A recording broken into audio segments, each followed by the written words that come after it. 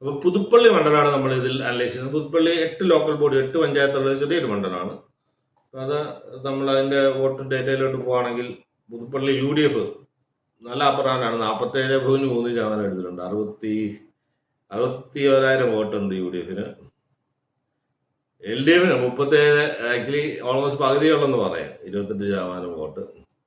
NDA ചെറിയ presence ഉണ്ട്, 17,000 vote, 13.3% vote.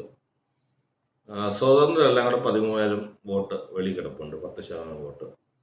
മെമ്പർമാർ നോക്കി UDFന് 97 മെമ്പർമാരുള്ളപ്പോൾ LDFന് 33 ഉള്ളൂ, 3-1 മെമ്പർമാരേ ഉള്ളൂ. NDAക്ക് 11, അതായത് LDFന്റെ 1/3 ഉള്ളൂ NDAക്ക്, അതേഴ്സ് 8. പിന്നെ സ്ഥാനാർത്ഥികളെ നോക്കി, സ്ഥാനാർത്ഥി നമ്മൾ ഉമ്മൻചാണ്ടിയുടെ മണ്ഡലമാണ്. എൻ്റെ മകൻ ചാണ്ടി ഉമ്മനാണ് അവിടെ മത്സരിക്കുന്നത്. CPMന്റെ KM രാധാകൃഷ്ണനും അധികം സുപരിചിതനല്ല. BJPയുടെ രവീന്ദ്രനാഥ് അദ്ദേഹവും സുപരിചിതന, അത് അധികം ആ മണ്ഡലത്തിൽ പരിചയമുള്ളതല്ല. ഇതൊരു വൺ സൈഡ് ഫേവർ. ഇപ്പോൾ UDFന് 67,000 വോട്ടുണ്ട്, 97 മെമ്പർമാരുണ്ട്, 3-1 പോലും ഇല്ല LDFന്.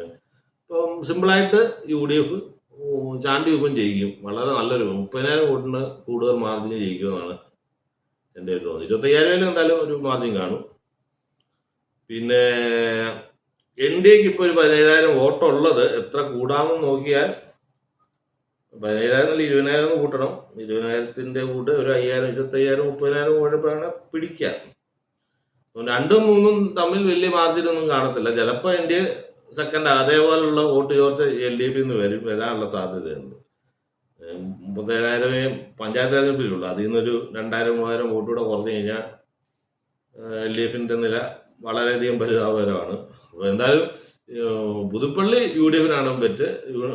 UDF നേടുന്നത്, ചാണ്ടി ഉമ്മൻ ജയിക്കുമെന്നാണ് എൻ്റെ വിശ്വാസം.